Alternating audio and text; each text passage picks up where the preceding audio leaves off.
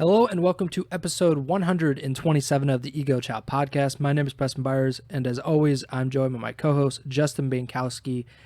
And today we're talking about champs. CoD Champs 2024 is in the books. OpTic Texas are world champions. Somehow, some way, they are world champions. And we just witnessed one of the most bizarre CDL seasons, or most bizarre COD esports seasons of all time. I think we can say that now, considering all of the circumstances. I think it was honestly one of the best, if I do say so. But we'll obviously get into everything. And before we get to everything, how are you doing, Bink? I'm doing all right. Like you said, it was a pretty wild champs weekend. A lot of unexpected results on a multitude of different levels, but we're gonna break it all down for you. So hope you guys enjoyed the weekend. It was definitely, from on the broadcast or just clips on Twitter and stuff. The venue was electric, and obviously, the end result played a big factor in that. But nonetheless, it seemed like a really awesome event to be at. So if anyone was there, hope you had a good time. Safe travels, all that stuff. But for those of you at home like us, and it was pretty enjoyable too. So, um, yeah, it's time to break it all down. In Allen, Texas, not too far from Dallas, where most of the CDL is located, and OpTic Texas is officially located, the only Texas team in the CDL. OpTic, they win the 2024 Call of Duty League Championship, the first CDL title in OpTic history, although I think it's kind of murky with all of the franchise changes and whether this is under the Envy umbrella, considering all of the shenanigans, I would say, about like the OpTic name and all of that. But the OpTic name, the OG stuff, that is the first CDL championship that they have won, and of course, it's the first world championship that Pred and Dashy win, and the second for I was gonna. This is Kenny's second, correct? Yep. And then Along this with is obviously LAC. Shotzi's second as well. Yep. Um, an incredible tournament, but it doesn't really do it justice if we just talk about OpTic in this tournament, because the OpTic in this tournament was not the OpTic that we had seen for the last 6 weeks. We talked about it on the last 3, 4, maybe 5 episodes now. We talked about how poorly OpTic had performed in the online section of the Major 4 qualifiers. And then, of course, they go to Major 4 and they lose in the first round. They get eliminated without winning a series. So we have to ask the question of, is this the greatest late season turnaround? Is this possibly the most surprising champs winner of all time? Definitely not the most surprising ever. I think that would, without thinking about it too hard, my mind immediately goes to Denial in AW. That was like, they made that roster, and that was in a time when, Champs was in mid-season, but that was like a roster made up of multiple roster changes from other teams, and, you got the Clay Classic line, throw me to the Wolves, I'll come back leading the pack or whatever. Like, that they were not expected to win that champs going in, and then they upset OpTic and are able to make a run. And I mean, you could even say, even if Team Revenge had won that AW champs, they would have been like the most unlikely champs winner ever. That the whole Nagafin, Remy, Aqua was Vicento. that Aqua? Facento. Yep. Was Aqua on that team though? Yeah, I I don't believe think so. so. I feel like I'm messing that up. I don't think he was, but whatever. Regardless, I think that would have been the most surprising either way. But this is definitely one that has to go down as one of the most unexpected in terms of the recent result.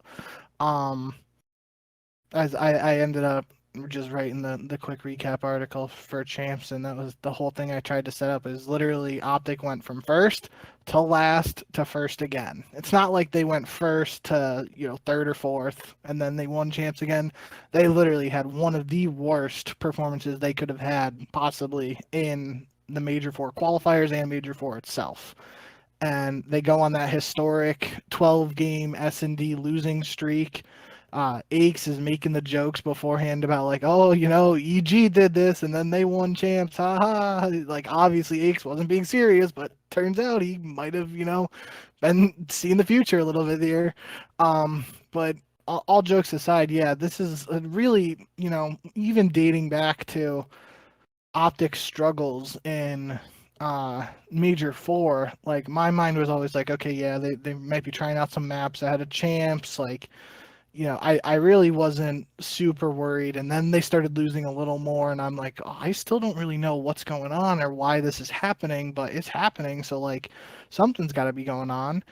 And then now we get to this point. I still don't know how they can go from what they were just showing at Major 4 to hoisting this trophy at champs. It's really one of the most bizarre, like, roller coasters is the best way to describe it. Literally going from first to last to first again. Like, it's just up and down, up and down. And I really, it's one of the more baffling, like, trends we've seen in the CDL that I can remember for sure. So hats off to OpTic. I mean, we both, I don't think we're really expecting this from them coming into champs, and I know there were definitely a lot of doubters in the community who were more or less thinking that, if maybe not to the extent of saying like, yes, OpTic is done, but I think I posed it in the last episode of the pod in the sense of like, what OpTic are we going to get? Are we going to get Major 3 OpTic at champs, or are we going to get Major 4 OpTic at champs? If we get Major 3, they got a shot. If we get Major 4 OpTic, then they're going home and with a top 8 finish. And they showed up in form, and Major 3 form, and the rest is history now. And if they had shown up in that Major 4 form, the New York Subliners would be world champions again, most likely. The way things shook out, New York was playing at a very high level. They did what they pretty much did last season, and they were really peaking at the end of the season. Where OpTic was trailing off and looking as delusional or, as lost as ever late in this season, New York looked like they were on the verge of winning back-to-back world championships. But OpTic, they shut the door on them twice. They beat them in the winners finals of this tournament 3-2, and then they beat them in the grand finals. They decisively beat them in the grand finals 5-1, pretty much the opposite of what New York had happened to Toronto last season at the hands of the Subliners. But like, this is an incredible turnaround. The OpTic, they had lost 7 straight matches heading into this tournament. Their last win was June 1st against the Miami Heretics. So it had been over a month and a half since they had last won a match.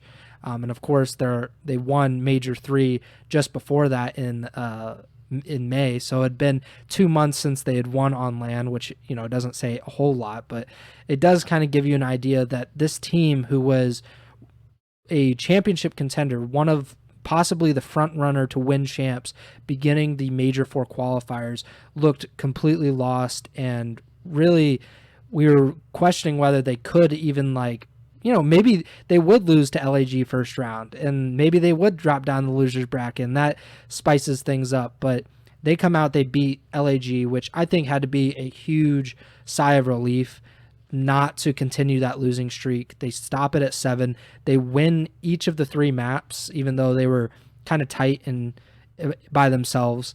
And then they play LAT. And that match really... That's a match LAT should have won.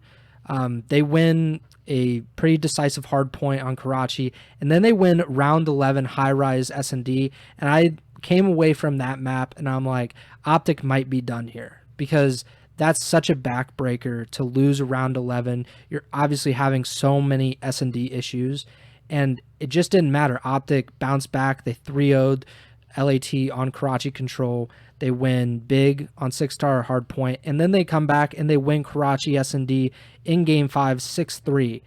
And I mean, at that point, I feel like people really started to believe at that point of maybe they can actually do this. Maybe they've broken out of their slump. At what point did you start believing, okay, OpTic might actually be able to pull it off? Maybe they're back.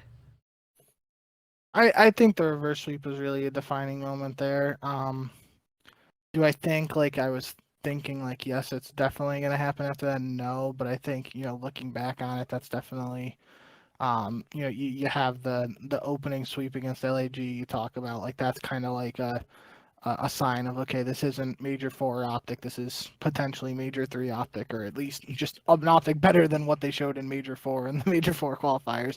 Then you get to the LAT match, and it's like, okay, this is a team, if, just last month they were down 2-0, you don't expect them to make a comeback, and they flipped the switch there to pull off a reverse sweep. But then once they're actually in the grand finals, they beat New York in the winners finals in a convincing game 5 search too. I think that one was 6-1 if I remember correctly. Yeah, 6-1 on Invasion search there after New York won the search earlier in the series. Like that was kind of the moment where I was like, okay, OpTic's gonna come out in those championship white jerseys on Sunday now. They're in the championship Sunday no matter what. They got the green wall buzzing. That stadium's gonna be electric on Sunday. I think OpTic's gonna have this. So I think it was more of a gradual thing instead of just like one moment sticking out to me being like, yeah, OpTic's got this in the bag. I mean, to be a little, I don't know, but it's not a great answer. But when OpTic got the round 5 offense on Invasion Control, the last map of this CDL season. I have talked at lengths about Invasion Control on this podcast, probably more than anyone wants to hear. And I've talked about offense on Invasion Control. And after losing 2 offenses on that map, I've seen that happen enough over recent months to be like, yeah, I had a feeling after that. I was like, yeah, OpTic's just going to win this offense, and that's going to be how the 2024 CDL season ends. So that was on a more personal note. That was a little comedic to me, but yeah, I don't think there was just like one solid moment. I think it was more of a gradual build up to like, okay, OpTic's this is the OpTic we've expected. They've had this talent this whole year. It's obvious now. The Major 4 stuff was just a blip in the radar, bump in the road, however you want to phrase it. And this is the OpTic that a couple months ago we were debating, are they the best team in the game? And this run was so weird for OpTic because they didn't have to play Toronto, they didn't have to play FaZe, and you, like we've said many times on this, you play who you play. Like whoever is in front of you, that's who you have to beat. In this case, of course, they were matched up with LAG because of the regular season standings. That's near here nor there. But LAT, they upset Toronto, something that we had mentioned. Okay, maybe Toronto comes out flat like they did at Major 4. They lose round 1. They do exactly that. They lose 3-1 to the LA Thieves, setting up the HBR Classic in Champs winners semifinals.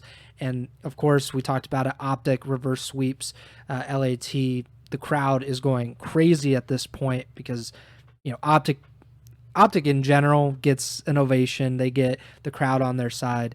But being so close in Texas, I think that played a factor and really created an atmosphere for this weekend.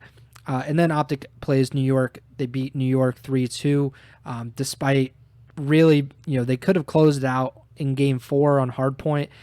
New York wins, I believe, 250 to 245 in game 4 to force a 5th and final map in that series.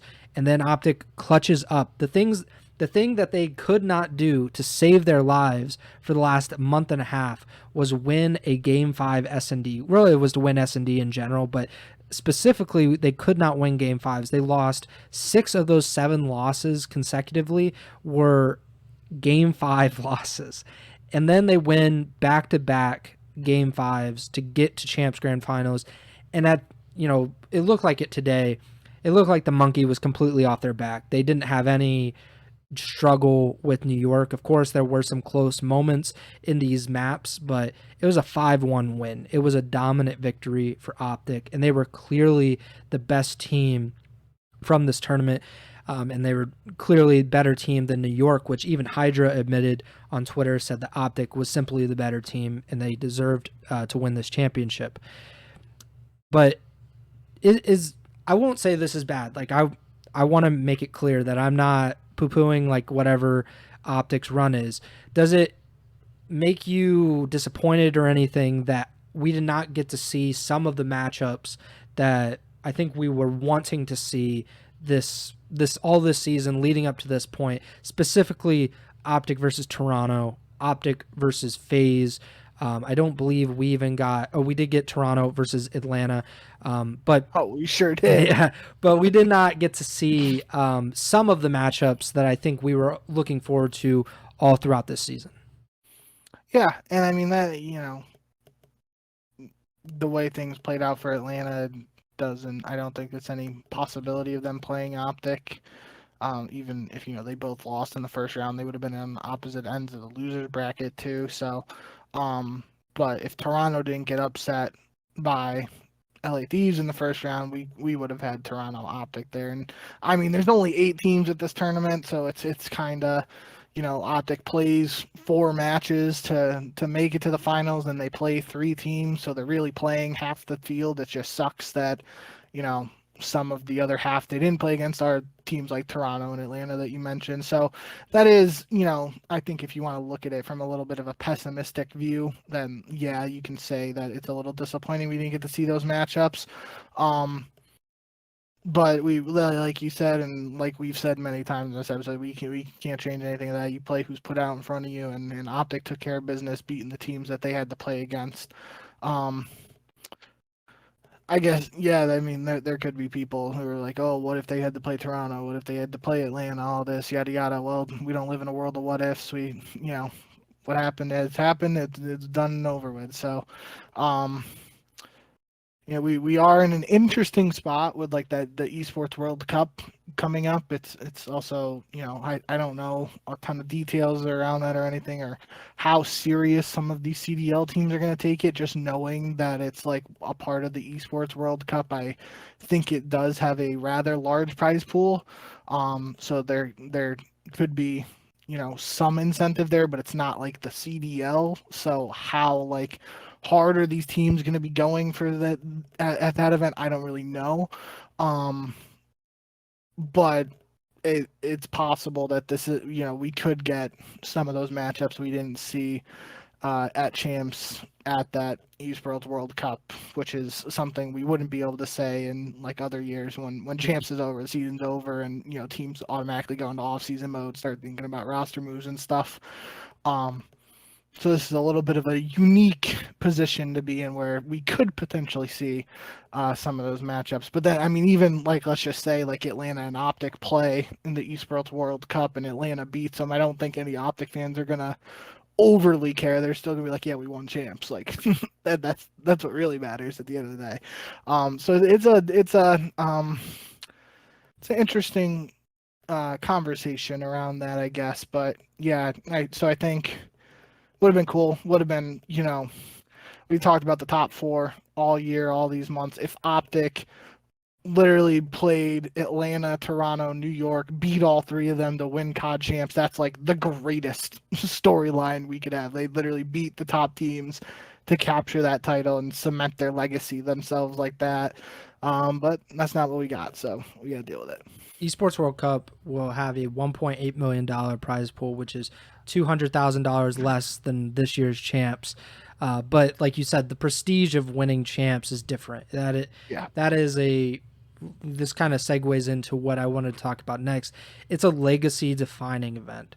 We've seen it in the past. Winning this event, even if you don't win really any other events in your career, which I don't think has ever happened, but if it did happen, if you were just a one-hit wonder, you just win champs, then that's something that you can hang your hat on, and that's something to actually be proud of. It's kind of like in, like golf, winning a major, or winning in tennis, winning a major. Like, even if you don't win some of the smaller events, the in-between events, it doesn't matter as much because you did it on the biggest stage, you did it at the biggest tournament.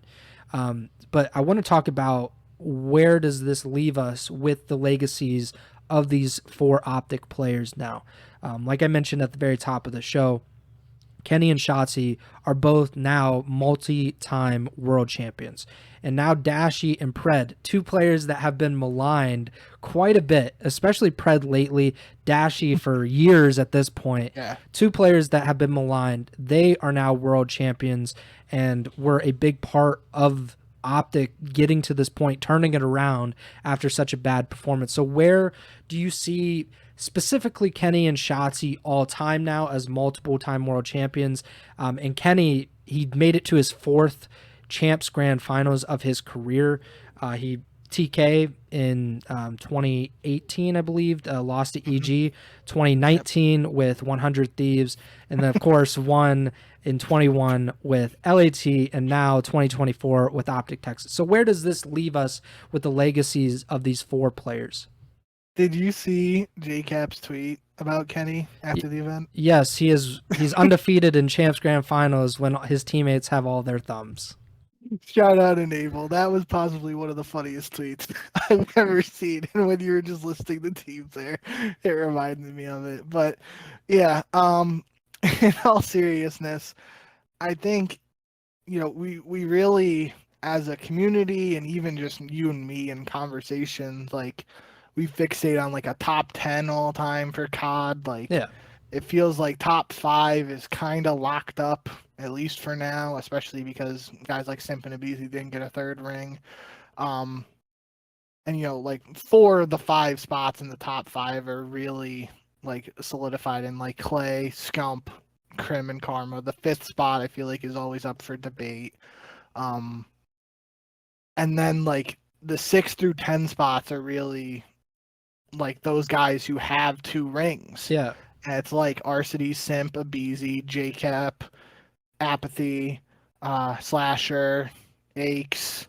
Like, that's always been the thing with that like second half of the top 10. Mm-hmm. And now with Kenny and Shotzi, that just adds on to the list of players with 2 rings, and it makes it a little harder to have that be like the defining characteristic, if you will, for getting that spot. Like, if there are what I rattled off like 8 names there of guys with 2 rings, like if that number continues to go up and there's only 5 spots in the quote unquote top 10, you got to start looking at other stuff. And as of now, for me personally, there are guys like Aches and JCap and Slasher and guys who just have more overall championships because of the system they played in previously, whereas guys like even Simp, Abizi, Shotzi, and Kenny now, they don't play in as many tournaments as some of those older vets,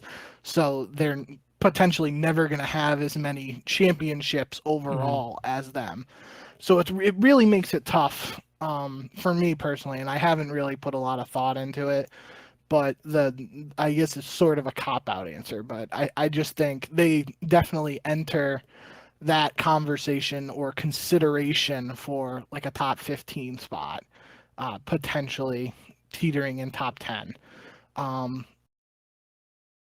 It's just, I don't think it's something that is going to change drastically right now, but we have the same conversation next year. They get a 3rd ring, then yeah, that drastically shifts the conversation, right? We would even be having this conversation right now if New York won and Hydra had a 2nd ring. Like, where would that put Hydra in the top 10 conversation? If Atlanta obviously won Simp and Abizi getting a 3rd, we're sitting here like, okay, like, are they top 5 now? Like, and we're Cell at that point too. So Cell would have 2, yeah. So it's like it's tough, and I don't have a really good answer, and I don't want to take up too much time just trying to think of it. But I named off a couple of really solid players and strong names in Call of Duty history. Did I even say Arcides for someone with 2 rings? Yeah, shout out Arcides, 2.5 Challenger now. Champs today. Yeah, so 2.5 for him technically. But yeah, so there's a lot of guys with 2 rings now, and we're going to have to start, if we want to continue the narrative of like looking to do a top 10, I think we're going to have to look at those guys with 2 rings and start figuring out what else separates them from one another. Yeah, I definitely agree. It's hard in the moment to avoid like that recency bias and think, man, like Kenny has had such an impact on 4 different teams now to get to Champs Grand Finals, 2 of them to win it. But and you could say the same thing about Shotzi. Shotzi was a rookie when he won his first world championship, Yeah. and he's had like the peaks and valleys since then.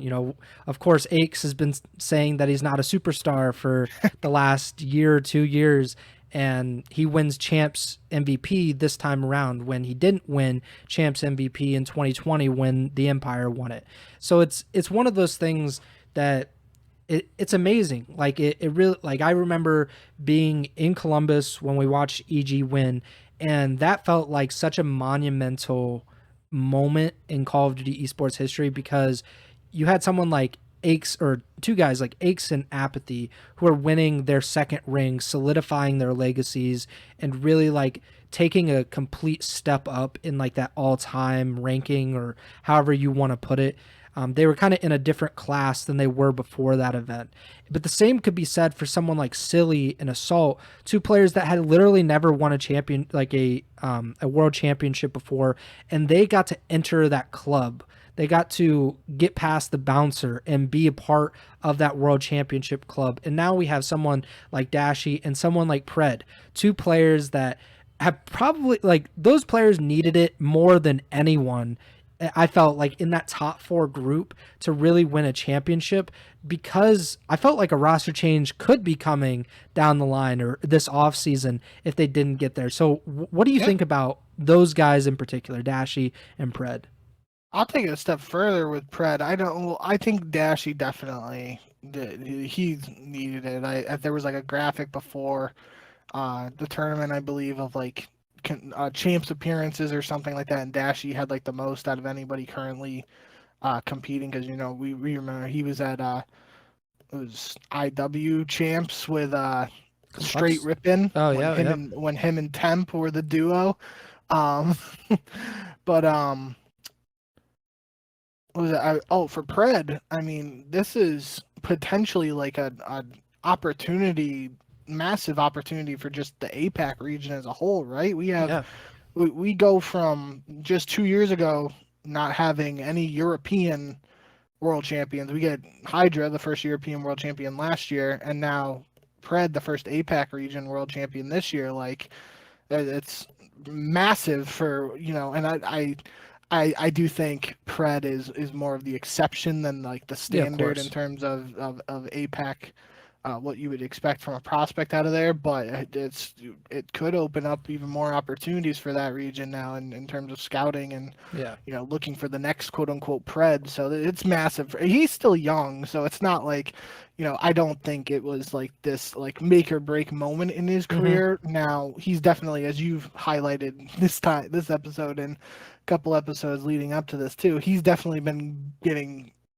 really criticized by the community at large. And we've talked a lot about the green wall and you ain't first, you're last, that whole mentality and stuff. When OpTic was struggling, they're going to look for somebody to blame. It felt like a lot of the criticism was falling on Pred, at least from the outside looking in. And now he's able to, get this champs win. This is something he, now you'll never hear the end of this entirely. Like, you want to talk shit to Pred, he's just gonna be like, yeah, I'm a world champ, it doesn't matter. But yeah, I mean, he also, just the way they did it too. I mean, according to Breaking Point, if I remember correctly, it was Shotzi had the highest KD in the tournament with a 1.27, and Pred was right behind him at number 2 with a 1.24. So it's like, all those people saying he lays down too much or whatever the criticism was, like, he was putting up the numbers in the biggest moments, helped OpTic, get their second world championship as an organization. He lives in Call of Duty immortality, basically. And I hope this is a step in the right direction for the APAC region, because I agree with you.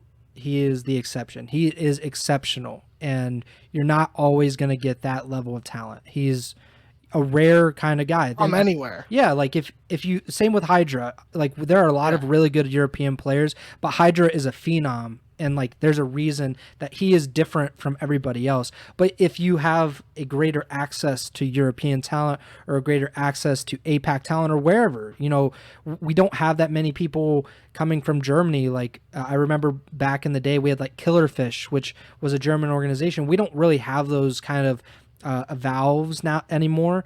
We don't really have much in South America, but I feel like the more that we continue to kind of try to grow, and hopefully that happens over the next few years, we can get more talent from APAC, which obviously is a Call of Duty region. We've seen it in the past with Mind Freak and Tainted Minds. Those were teams that were year over year always around. Renegades as well.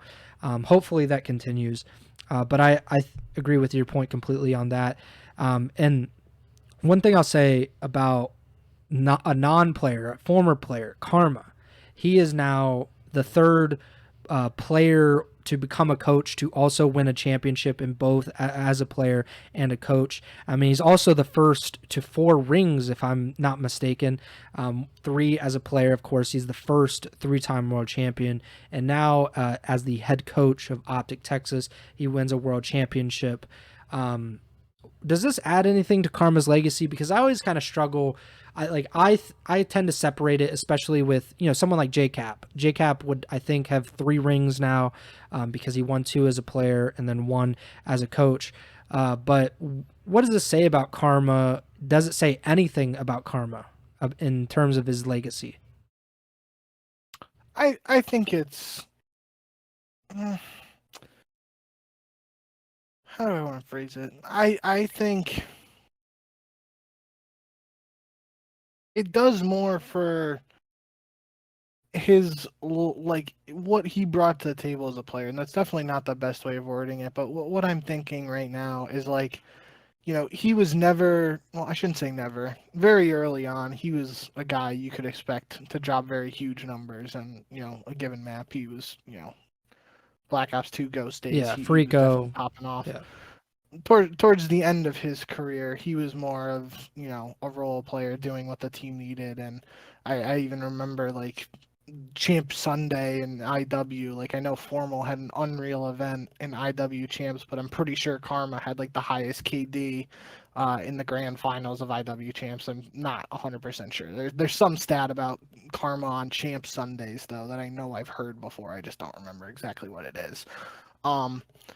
So for more recent COD esports fans, it's very possible for that to be the first thing that comes to mind when they think of Karma in terms of the type of player he was and what he was capable of on the server.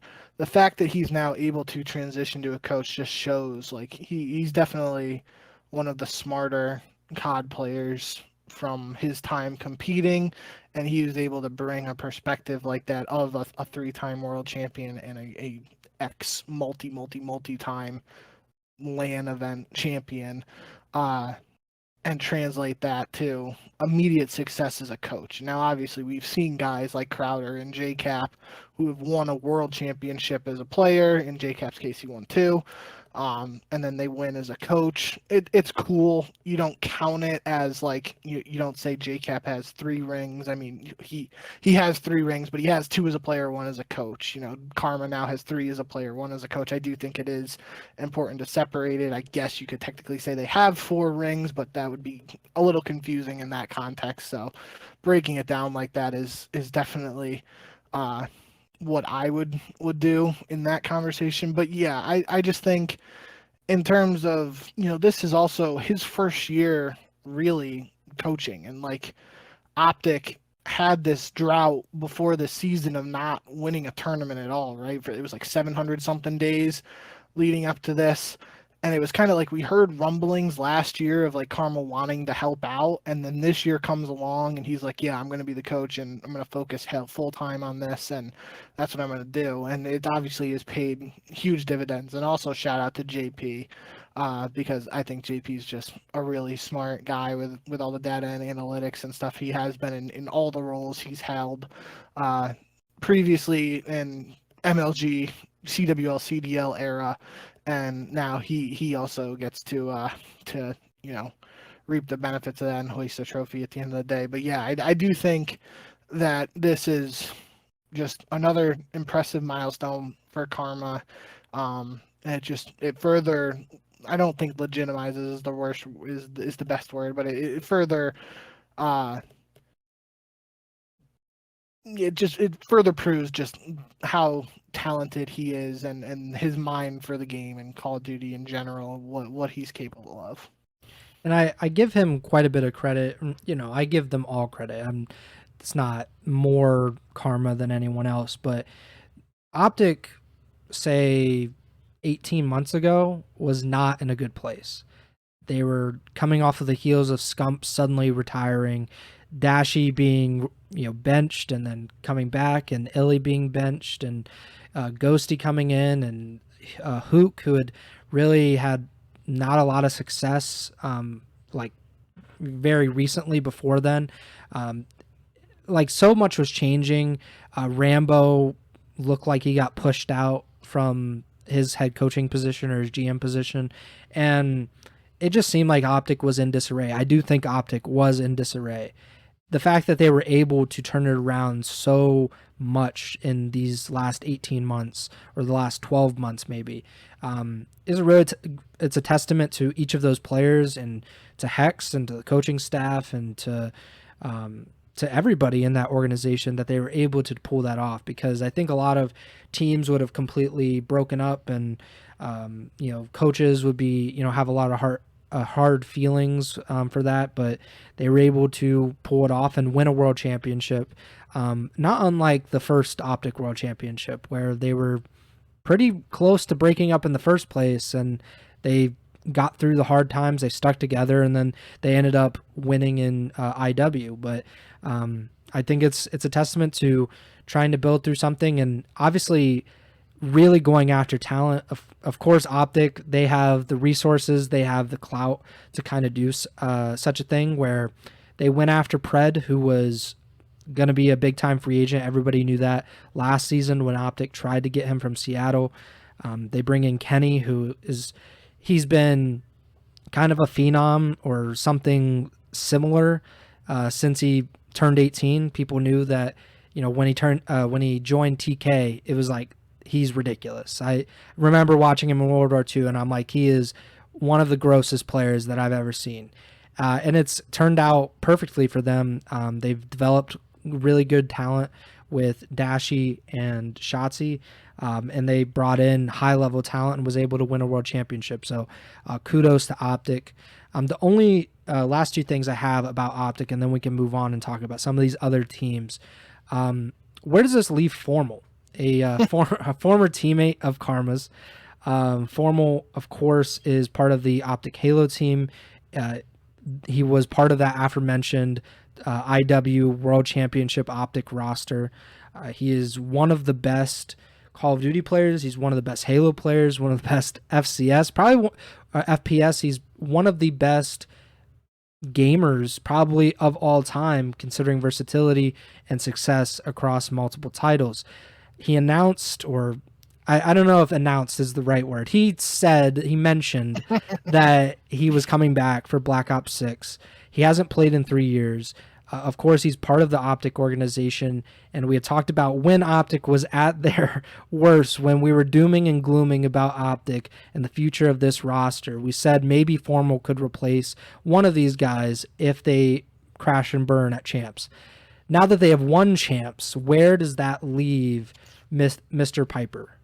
I think it leaves him on the outside looking in, that's for sure. I will say, first I will say, one of, we talk a lot of, I don't think it's necessarily trash. We talk some truth about the Green Wall and their expectations and whether they are too lofty and stuff at times. But one of my personal favorite moments from this weekend was the entrance to Champs today, where the old OpTic Dynasty team of Scump, Karma, Crimsix, and Formal walked out first as they were announcing OpTic, and then the current OpTic roster walked out behind them. I thought that was really cool. Even Crim tweeted a video of it saying like the passing of the torch. So that was really cool. And I think there is some question around how serious Formal was being in that tweet. If he was being very genuine and saying he wants to compete, I don't see how OpTic can make a move to get him in right now. It might be a different conversation if partway through the season next year they're struggling for some reason, they want to make a change. But, there is, to play devil's advocate, there really wasn't a lot of roster changes from the champs winning team in previous years outside of like EG having to pick up Hook when they went to Envy because the league went from 4v4 to 5v5, and then when Empire had to drop Clay because it went from 5v5 to 4v4. Outside of that, you didn't really see the champs winning team make a change immediately after winning champs until last year when Priesta obviously moves on from the Subliners. So I can't say it's completely out of the question, and obviously I don't know the contract status for the guys on OpTic and whatnot. So I guess just to put it out there, like there could be some scenario where one of these OpTic guys is like a free agent and gets like a mega offer from another team, and OpTic is just like, yeah, we can't match that, so we're gonna put Formal in, and that other person moves on to another team. So I'm not going to say it's out of the question, but I would say right now I would be very surprised if OpTic makes any roster change with or without Formal before the 2025 season officially starts. Last question about OpTic. Is this your boy Akes' biggest L that he's taken? I think it's a pretty big W for him that he correctly predicted they were going to go on this massive losing streak just like he did and won champs. But no, I think in seriousness, the question of is Shotzi a superstar has been successfully put to bed, and with him being named not only an all-star, not only a major MVP, but now a two-time CoD Champs winner and a Champs MVP. So I think that debate is put to rest until he inevitably has a down event at some point next year and Aches tries to revive it. That'll be good for content, I guess. But no, just briefly looking ahead now to Black Ops 6, there's the Omni movement that's supposed to be a part of Black Ops 6 in terms of like being able to do different things with like sliding and aiming and whatnot while moving, and we know how much of a movement demon Shotzi has been since coming over to COD, and there was initially talks when this Omni movement was first like leaked or announced with initial Black Ops 6 details. I know there was a clip of like Scrap saying like, yeah, we're gonna GA that, but in a recent COD podcast they said that it's not gonna be like an optional setting or anything. It's gonna be a part of the game, and with just the way Shotzi has been able to manipulate movement and all that stuff over these years, we could potentially be set up for Shotzi to have an even bigger year coming up if he's able, whatever this Omni movement is and how he's able to take advantage of it and whatnot. It's a potentially interesting thing to think about in terms of the whole, is Shotzi a superstar? Yeah, he is, and this might not even be his ceiling if whatever is coming down the road unlocks something extra in him. We might not even have seen the best Shotzi yet, which is definitely got to be scary for the other teams in the league.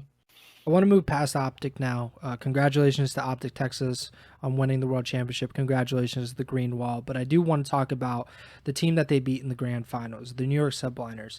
And for transparency, I put a bunch of questions in our notes about some of the top questions, the leading questions that I had for each of the top 5 teams, which, I'm sorry, I did not include Seattle, LAG, or Miami.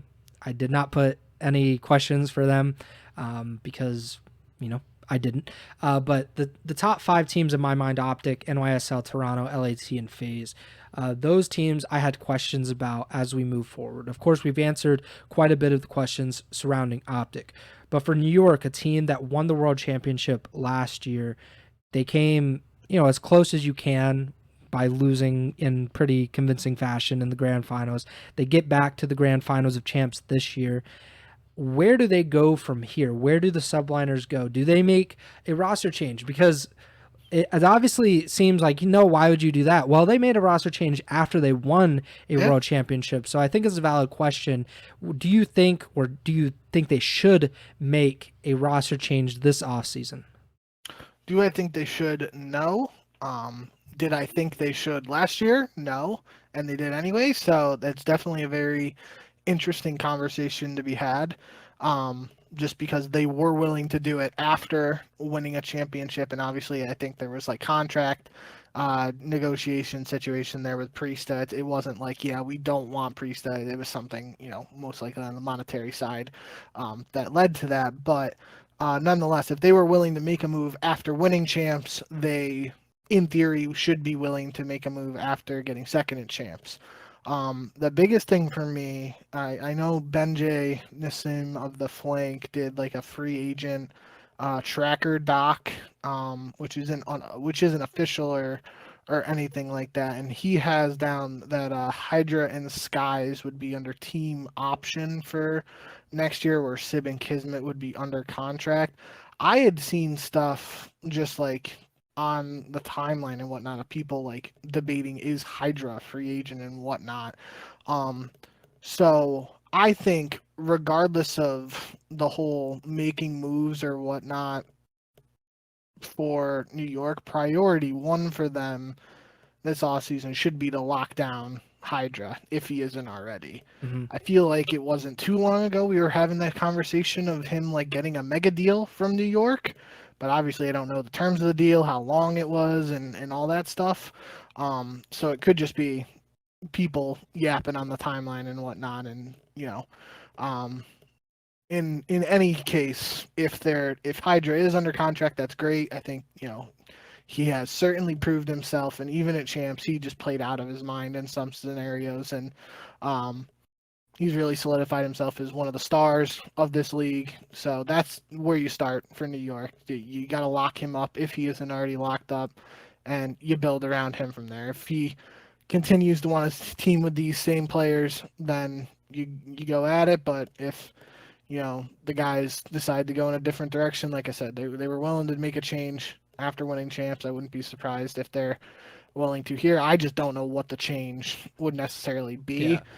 And the biggest thing for these top four teams is we're going to get to, Toronto and Atlanta too, is like if you make a change, you're in theory, unless you're like swapping a guy on your team for a player on another top four team, you're potentially helping those teams that are quote unquote below you catch up. Because like let's just say for an extreme example here, which I don't think this would happen, but just to set the scene a little bit, if Hydra was to go to LA Thieves, or like let's go even more crazy, let's just say Hydra goes to LAG, like that just completely shifts the power dynamic in the entire league. Like LAG immediately becomes like a much better team than they were considered, although they had their top three run and yada yada all that this year. Very extreme example there, but you know what I'm saying in the sense of I think that's something all of these top teams have to consider, as opposed to in past years where it was kind of just like, yeah, we're just going to try to make the best team we can. Now it's sort of like, are we improving some of these other teams by making a change ourselves, and we're just going to stay like in the same top four status as we already were. But if you think you're making a change to get better, then I guess you might not worry about how it impacts other teams and whatnot. It's definitely a fine line that some of these teams they're going to be asking themselves some heartfelt questions too about what they want to do next year, and if they want to run it back or make changes. But it's going to be interesting. But for New York, yeah, I wouldn't be surprised if they stick it out. If they do decide to make a change, I don't really know who they would make a change for. And I would say priority one just has to be making sure Hydra is in a New York Subliners uniform for as long as humanly possible. The thing with New York is they might not be looking to make a change immediately, but I think everyone should be looking at Atlanta FaZe this offseason and wondering, what are you guys doing?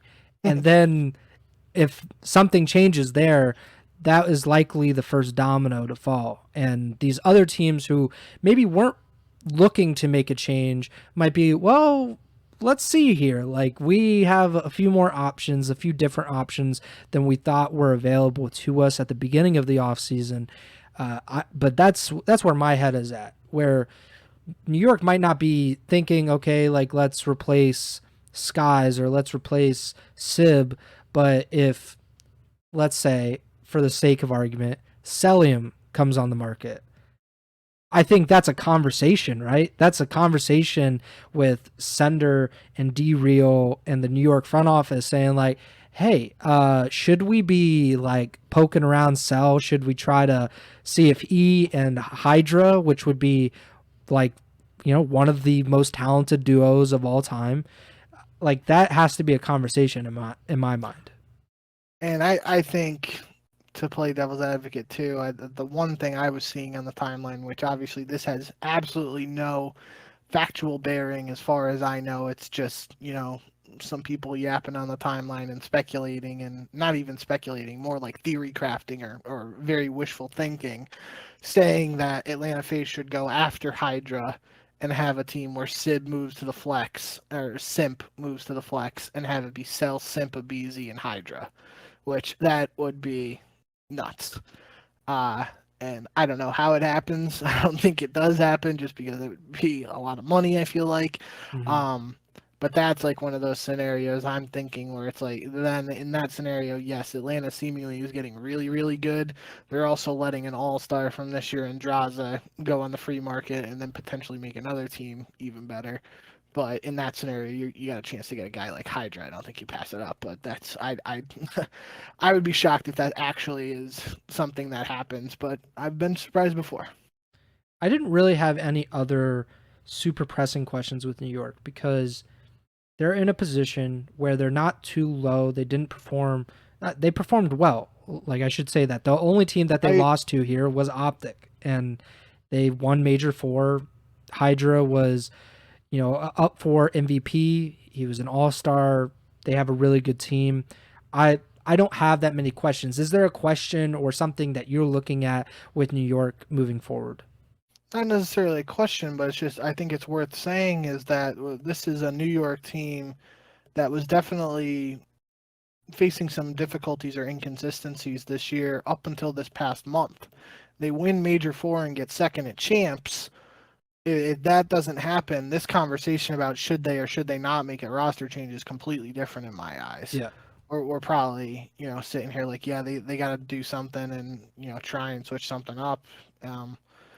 If, let's just say, they got like 2 fourth place finishes at Major 4 and Champs, like, yeah, I think the conversation is completely different. But they hit some kind of different form at the end of the season here, and that's what we've been preaching for months now on this pod. Is you want to be playing your best COD at the end of the season. That's what they were doing. They won a championship. This is back-to-back years.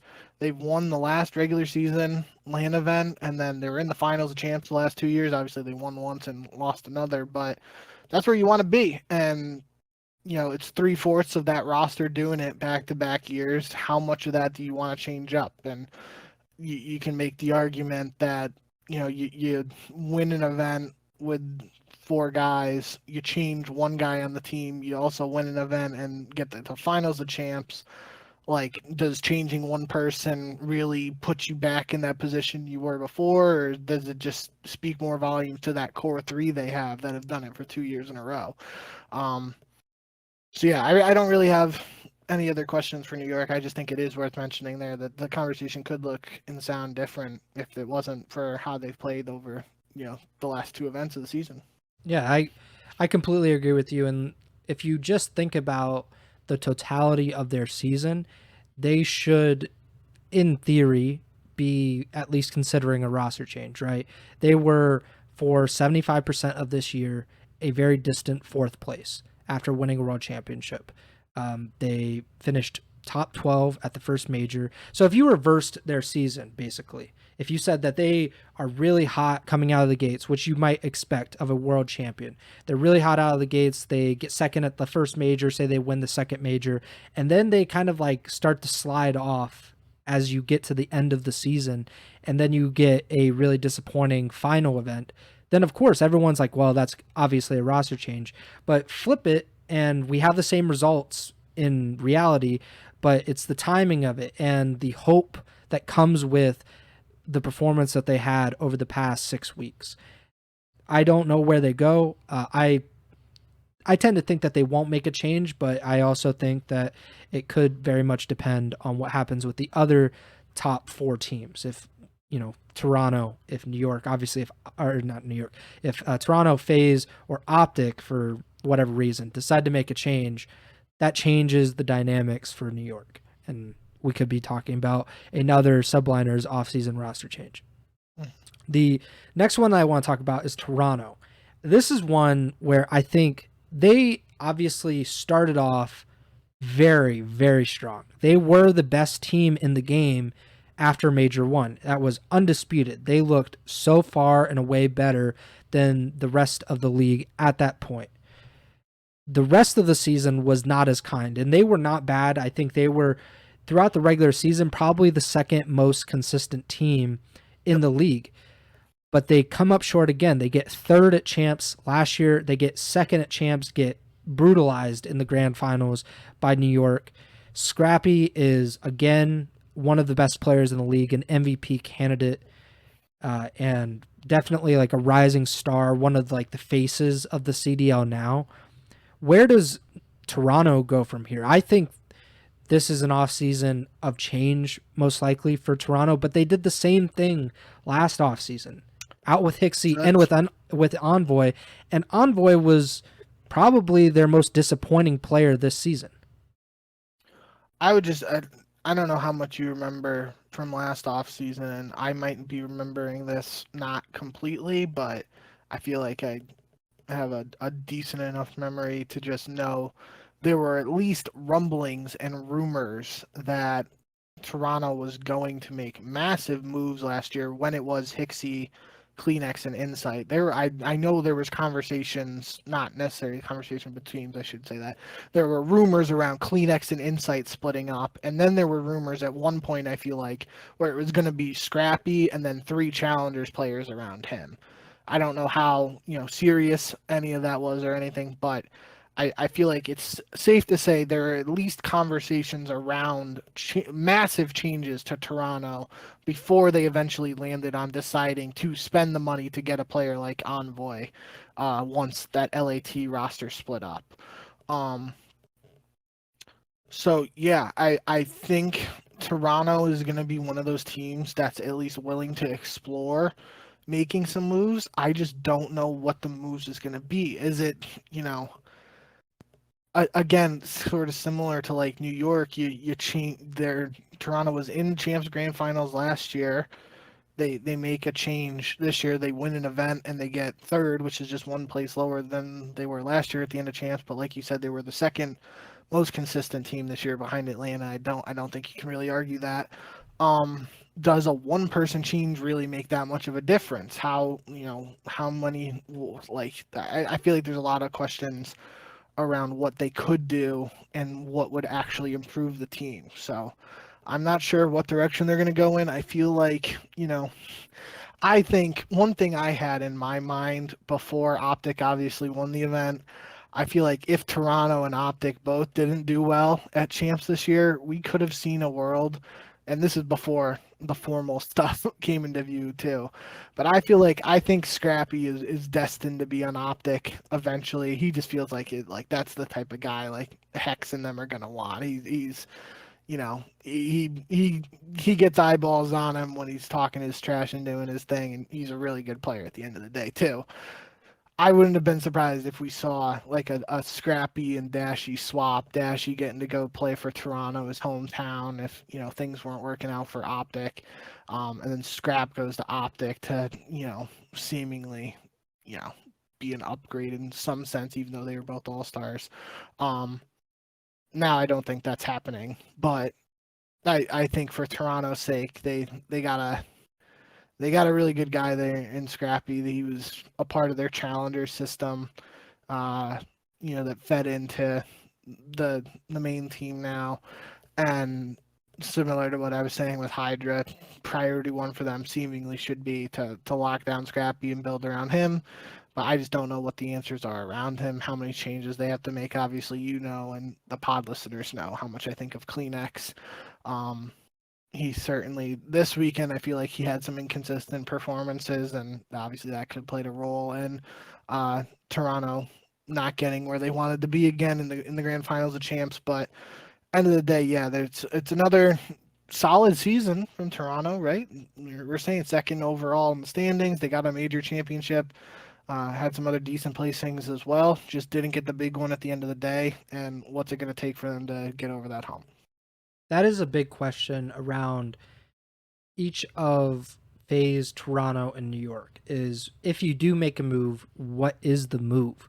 Yeah. What can you do with a team that is essentially all four of these teams are all-star teams in a way? I think almost all of them had multiple all-stars on their teams. So I think New York was the only team that of those top four that didn't. And they had Hydra, who's arguably the MVP, actually had the highest share of the All-Star vote. So he was like the top All-Star, at least in the SMGs.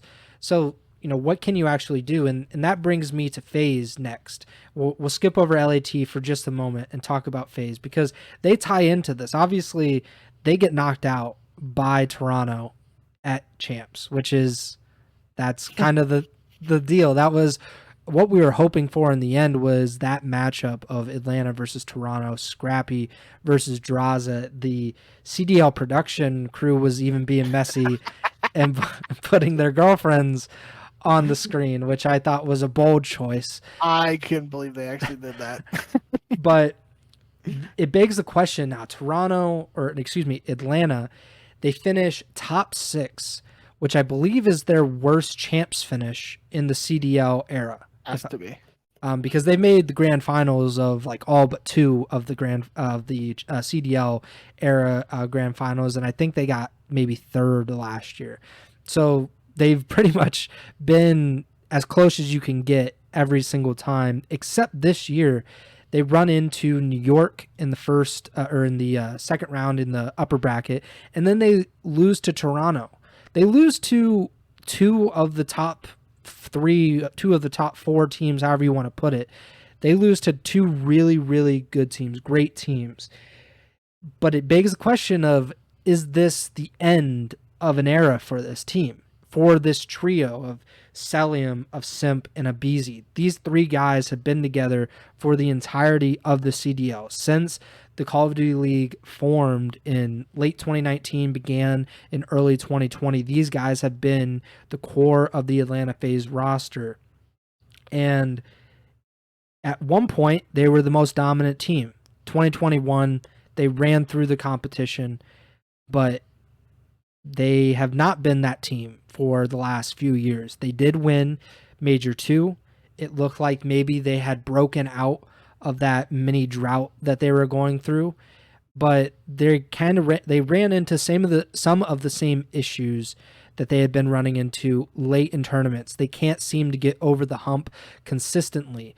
Maybe that's too high of a bar. Maybe it is so competitive, especially at the top of the CDL, that maybe we shouldn't expect a team like Atlanta FaZe or any of these other teams to actually consistently win championships like this.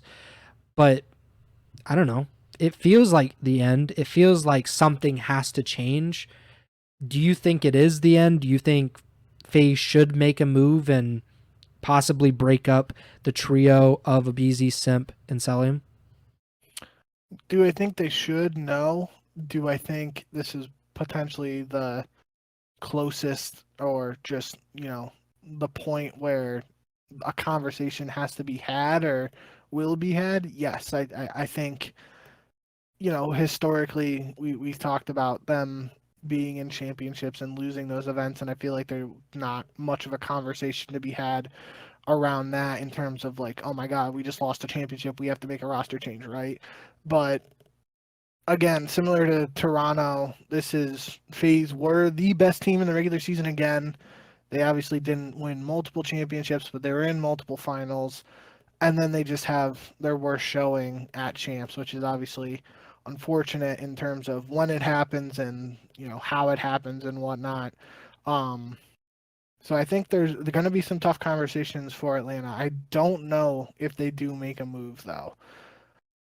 And I don't know if splitting up the trio is the answer. But then again, at the same time saying that, I don't know if, just going for replacing Draza with somebody is the answer as well. So I don't know what Atlanta does, but I think there are at the very least going to be some conversations there around what they want to do and what direction they want to go in, if they want to run it back with these guys and try again, because you also got to consider, like, yes, OpTic won champs, but this was like Atlanta's best season against OpTic in like 2 or 3 years, right? Since like Cold War, I feel like. So like that has to be taken, talk about like, matchups for like these top four teams. It felt like, Atlanta had OpTic's number for a good portion of the year, but Toronto had Atlanta's number, and then obviously OpTic has New York's number as of this most recent event.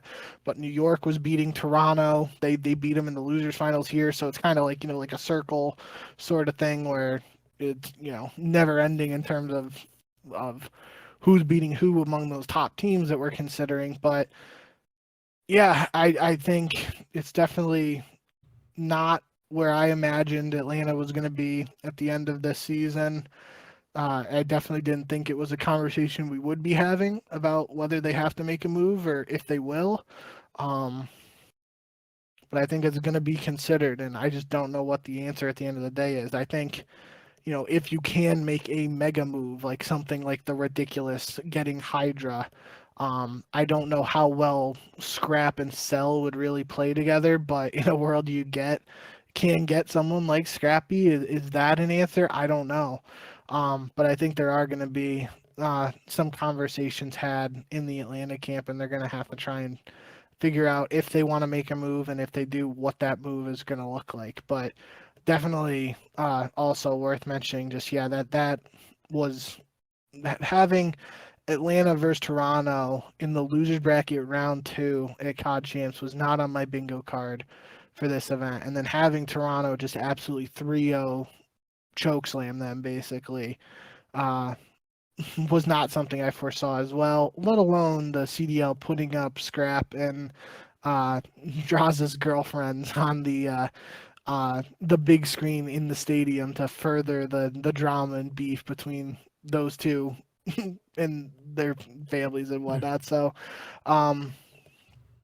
that was definitely interesting. But overall for Atlanta, yeah, I think this might be the most difficult offseason for them in terms of just looking at what, and I feel like it's tough because it's not it's weird to say it's not like a bad placing, because it's not what they expect to Mm-hmm. get top 6. It's but how much do you differ getting top 6 at champs versus getting last place in a major, right? Like what is that difference there? And obviously champs is the bigger one, so it is going to carry more weight. But like does a 6th place finish at champs just nullify everything else they did in the regular season and getting in producing I think they ended up with the most wins in a CDL regular season this year. They had the most CDL points of any team, so it's just a weird spot to be in, I feel like. And that's the position that they've been in for most of the CDL. This is the 5th CDL season.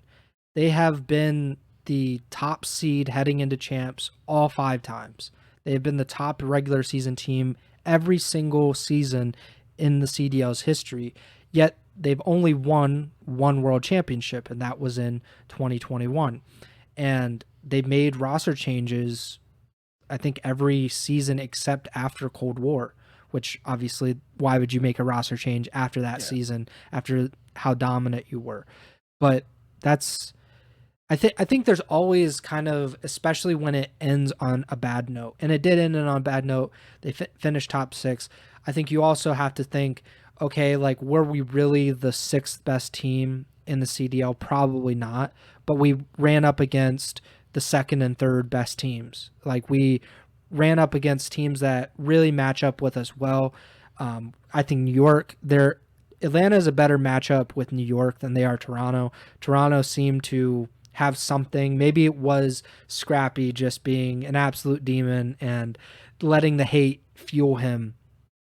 I I don't know what's holding them back, to be honest. I don't know what is the solution because Draza is a notable upgrade over Slasher, in my opinion, from this season to last season. I think they were close. They were in 3 of the 4 major grand finals this season.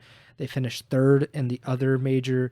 They finished obviously top 6 at champs, but like I don't think that they were the 6th best team. They maybe were the 4th best at this event, but for the entire season, they were probably the 2nd or 3rd best.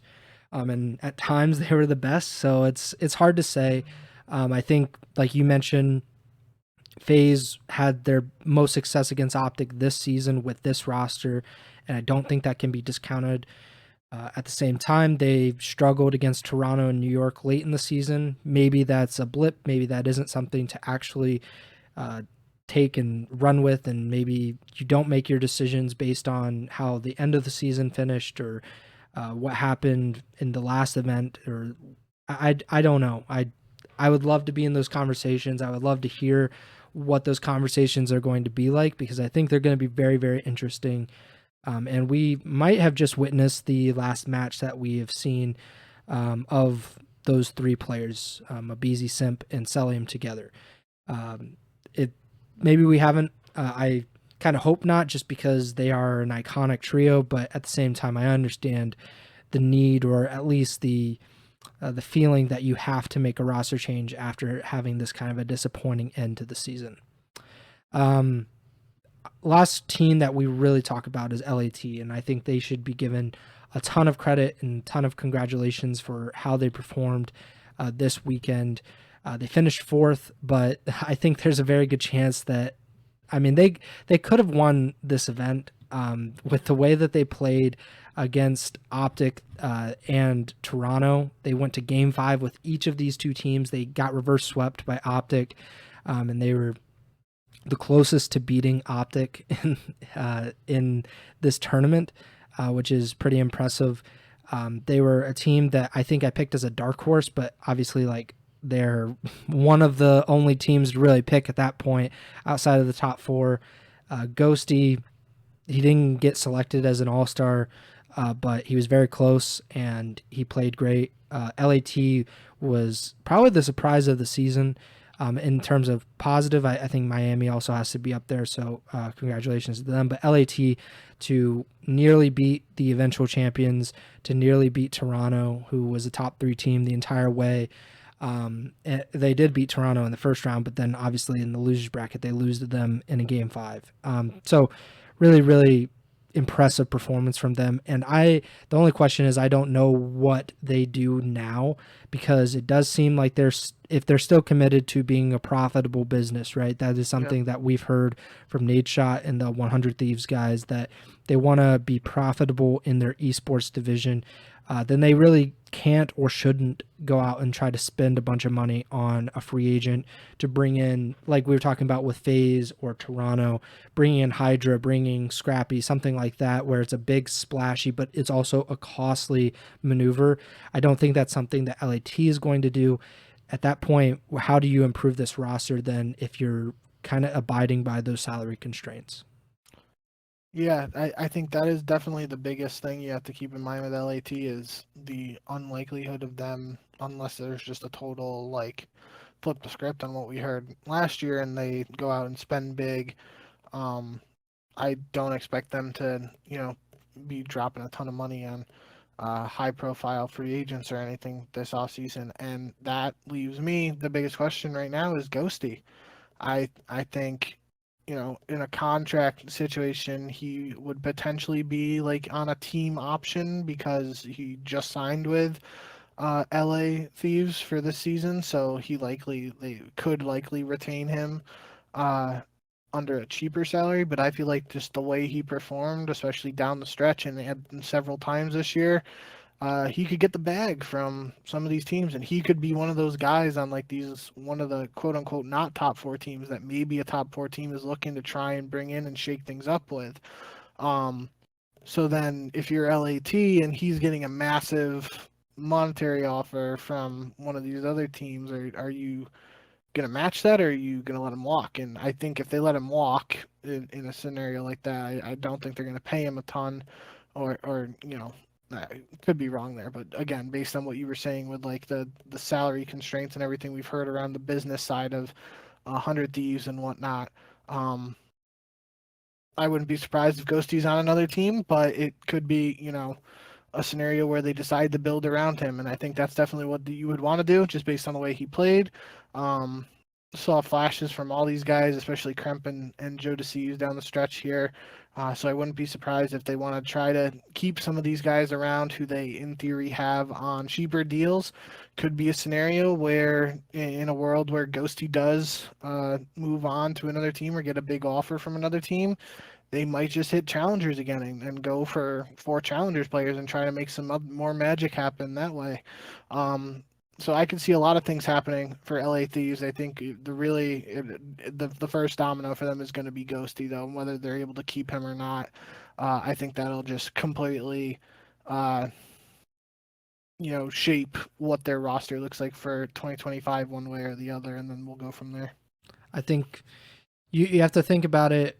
Obviously, a different situation, but Pred with Seattle that last season, OpTic made a big offer to Seattle to buy him out, to bring him into OpTic during the 2023 season. Seattle decided to keep him. He walked at the end of the season without winning any events, and that ended up being a bad idea for Seattle. In hindsight, LAT had the chance to sell high on Ghosty, so to speak, and if he's under contract, they could, have a team buy him out and bring him onto their team. If he's a free agent, that would be a bad deal for LAT because I don't think he would stay. I think he's probably going to get some big offers, and rightfully so. But yeah, that kind of does it for the actual event.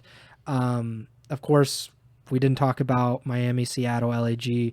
I think I'll just run real quick. I mean, LAG is probably the one that stands out the most. Like they're coming off a top 3 finish at Major 4. We were talking last episode about that being the most interesting first round matchup between LAG and OpTic, just based on the way LAG and OpTic played at Major 4 for different reasons. And then that's the only 3-0 of the first round of the winners bracket. Obviously, I would say the most surprising outcome was LAT over Toronto.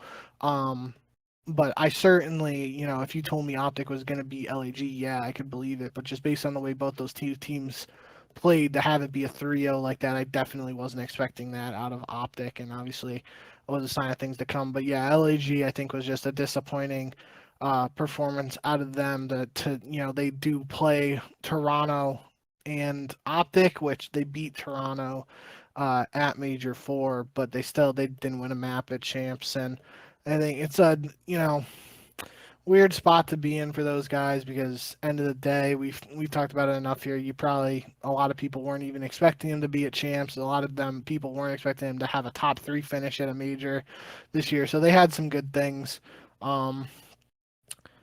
But yeah, it's just, somebody's got to come in top 8 at Champs here, and LAG was one of them. Seattle, the other, I feel like I wasn't expecting after they dropped down to face Miami. I was expecting Seattle to beat Miami, but Miami got the job done there to get a top 6 placing at Champs. So a little bit of a disappointing run for Seattle at Champs. Obviously, only 2 matches. I just didn't expect them to be one of the first 2 teams eliminated, even though there's only 8 teams to choose from for that honor. But then Miami, I think top 6 at Champs makes sense for them. They had ups and downs this year, especially start of the year looked like they were going to be really strong in the online portion, had their struggles on land. Then they bring in Real, see some success. Middle of the pack makes a ton of sense. I think that's a positive place for them to end the season, all things considered. I think for them, priority is probably keep Real and then see what else they can do around him. Probably keep some of the other Spanish players they have under contract and will be interesting to see what they do with that roster there. But yeah, and I guess for Seattle, LAG, I mean, I don't know. They're not competing at the Esports World Cup. I don't think we talked about that on the podcast there. Like the 12 CDL teams got invited, and they're the 11 CDL teams are going. LAG is the only one not going. Some people I think it's an speculating that, organization like, thing. yeah. So will be interesting to see what happens with that roster. Wouldn't be surprised if it's blown up in some capacity, and not necessarily because of the way they performed or anything like that, but maybe some organizational changes or stuff will happen. So we'll probably talk about that more over the next couple months. And then Seattle, I think we talked about Abuza, potentially being a Rookie of the Year candidate. So Seattle's had some success with guys like Pred and Sid before, as rookie players coming in. I would imagine Seattle wants to keep Abuza and go from there. I guess to that extent too, they probably want to keep 04 at least under contract because you would assume they have him on a cheap deal. You can at least hold him as a sub at the very least. But I think 04 at least deserves a shot at being considered for a starting spot. I don't know. Depends on what they decide to do or who they're able to get. Hmm. Um, but yeah, I think we'll have enough time to talk about those other teams, but would expect all those teams we didn't really talk about too in depth to make multiple changes this offseason. Yeah, and the thing about what's different this offseason is we have the Esports World Cup, and that's only in less than a month. So we really are kind of, it's almost like another major, like a major after champs that we're kind of building to, where, usually champs would be done and we'd have, who knows, like an undetermined amount of time until we would see another CDL match. Now, or well, I guess that's still the case, but at least we'll see some competitive Call of Duty in less than a month, and we'll see some roster changes. I believe the rotation tweeted, I don't know if that's accurate, that roster lock for the Esports World Cup is the Monday after champs. So like, today when you're listening to it. Wow. So I mean, like, rosters are going to be moving, even if we don't know them publicly. They're going to be moving really quickly, especially for those bottom 8 teams that they've had a little more time to think about what's going to happen. But yeah, I think it's going to happen really, really fast. But yeah, that we kind of ran through the teams. Obviously, we will talk more about probably each of the CDL teams as we approach the Esports World Cup, and especially if they're making roster changes, give our thoughts on that. I do quickly want to run through the All-Stars and the awards because that is something that we actually dedicated an entire episode to. So if you want to see how our predictions came out, please go back, I think, 2 episodes ago now. But All-Star teams, there were 2. The top All-Star team, Scrap, Celium, Hydra, Simp. No real surprises there. Second team, Dashi, Draza, Kleenex, and Shotzi. I think the real surprise, I guess you could say, is that OpTic didn't have a first team player, and that FaZe ended up getting 3 of their players onto the All-Star teams.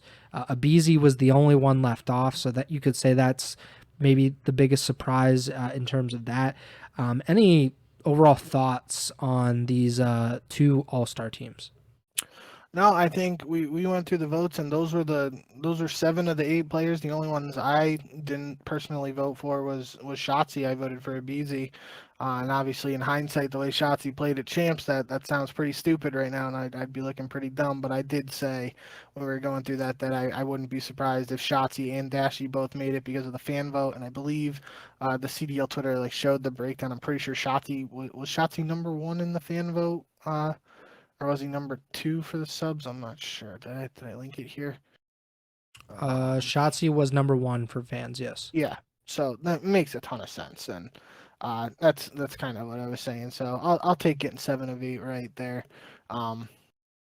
But yeah, in hindsight, Shotzi made a ton of sense, especially the way he played at champs. And who knows, the teams would have maybe looked a little different. These are after champs, but these are regular season awards. So I think you and I were kind of in agreement. The team of the year, those 4 players made a ton of sense to be the top 2 ARs and top 2 subs.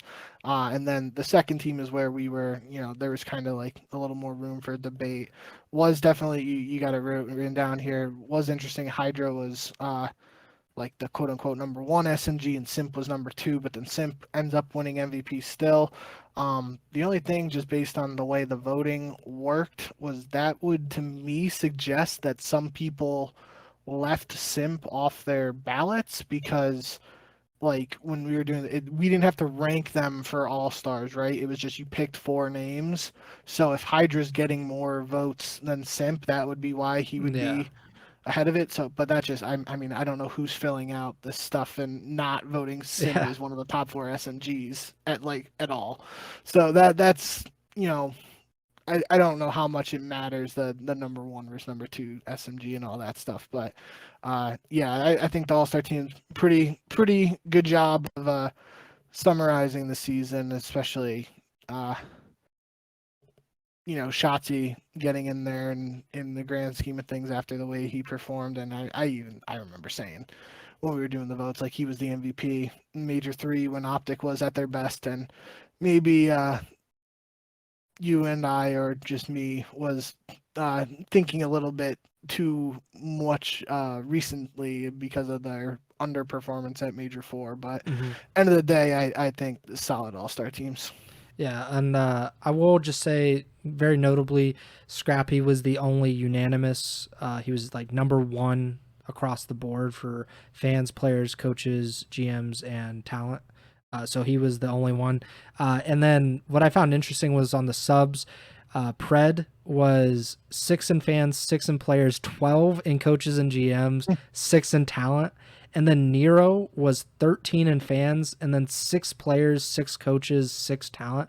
I just thought that was interesting, that like how they're valued quite differently. Obviously, Pred kind of undervalued by the coaches and GMs. Nero Might have been undervalued by fans.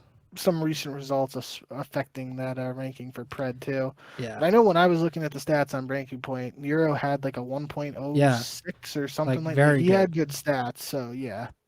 Rookie of the year, Gwen. Really no surprise there. That was who we both thought it would be, and we were talking about pretty much throughout the entire season, despite some of Carolina's struggles. I'm sure Abuza was not happy with that. And then the MVP was Simp. I think this is his second season MVP, and he's obviously he keeps adding awards, and he's one of the greatest players of all time. How high you want to go, that is for another episode for sure. But congratulations to him. And we should mention Challengers Champs, and we did mention it, very briefly near the beginning of this very long episode. It turns out, Arcity's Paul X, Yuli, and 2 Real won Challengers Champs, and I believe it went to a 7th game, if I'm not mistaken.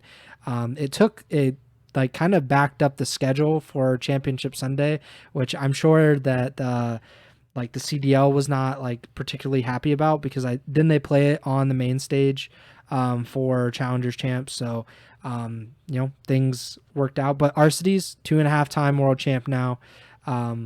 Paul back on top. I mean, all of these guys are former CDL players. Hopefully we'll get to see them back in the CDL at some point. Any final thoughts? I should say, pick 'em. I'm not going to let it slide, but I had possibly a better comeback than OpTic did this weekend. I was trailing by 4 matches heading into this event, and we were literally tied 169 and 84 heading into Championship Sunday. I went with OpTic. Bink, unfortunately, went with the New York Subliners. Therefore, I am the Pick'em champion, which I started off really well, and then I finished off really well. So that kind of tracks. In total, I went 170 and 84. You went 169 and 85. Tremor just really far back. 0-1. Man, that's crazy. I think you mentioned that we were above even the talent desk in terms of pick'em this year. Yeah, so Allie had 168 and whatever, 86. That would be 86. So yeah, she picked New York to win too. So pretty sure we just narrowly beat her out. And she just narrowly beat out Nameless by a couple matches too. So pretty good runs from us. I will say though, you picked OpTic first to win champs, and I could have took the coward's way out, and I knew we were tied heading into Champions on Sunday, and I was like, I could have just picked OpTic too, and we could have ended this in a tie, but that wouldn't have been any fun. So congrats on an impressive comeback here at Champs. You got every single pick that we picked differently right almost. So you did well. I think you mentioned I only got Toronto matches wrong. Yep. I picked them against New York. They lost. And I picked them obviously against LIT and whatever. Like Toronto in the first round, not a team to pick. But now I don't have to worry about that all that often. But yeah, that does it. This obviously has been a long episode. It's been compounded by internet issues. So I'm sorry if you're listening or watching and you're like, why did he cut like that? It's because my internet has been absolute crap for the past few days, and it has continued tonight. But we appreciate you listening or watching this entire season. Obviously, it has been a long season. It's been like 7 months, 8 months almost. And we've had some big breaks in between where we're kind of filling time, a lot of online matches, long stretches of online matches, which are not very fun, not very entertaining. But at least we got a incredible event to finish off the season. OpTic winning the World Championship, which makes the majority of fans pretty happy. So I think that's a good way to end the season on. But I appreciate everybody's support. We've seen the YouTube channel especially grow a lot this season. A lot of people have been commenting and subscribing, and we really, really appreciate that. Please continue to do so. If you have any questions, if you have any comments, please leave them in the YouTube comments. You can tweet at us at jbink with 2Ks, at Pres Byers, podcast stars, at Ego Chall Podcast. And we really appreciate everything that you've done to support us. And I don't think we'll be gone for too long. I don't know exactly when the next episode is. Obviously, we don't have matches right now, but we will obviously be back pretty soon because the Esports World Cup is. I was gonna say, you said roster locks tomorrow, so we might be back next week. Like we might be talking about rosters. So, but obviously the best way to keep up to date is to follow the podcast feed or subscribe to the YouTube channel, something like that, to get updated on when we upload a new episode. And hopefully we'll be able to do some more off-season content, some like looser, freer. We're not tied to matches. We can talk about some of the things that we kind of put on the back burner throughout the season, like, who's the GOAT, all that kind of stuff that, we talk about for like 15 minutes and they're like, okay, we need to speed up this episode now because we're going to be here for 2 hours if we continue to talk. So hopefully we'll get to some of that content. And if you have specific topics that you want us to talk about or bring up during the course of the off season, please let us know and we'll try to fit it in however we can. But we appreciate it. We appreciate you. Thank you guys for listening or watching, and Bink, take it away. Yep, I'm going to try to be quick so that it doesn't get cut off by Preston's internet. But like he said, thank you guys so much for all the support this year. Definitely was a slog at time to get through some of the online portions of this season, but we made it, and it was worth it at the end of the day. Definitely was an action-packed season. Congrats to OpTic again, as you said, one of the champs of all time, and definitely one to remember. But yeah, we're not going anywhere. We'll be back if there's stuff to talk about, when there's stuff to talk about. So hope you guys enjoy, and you'll hear from us eventually. So until then, remember to send the chow.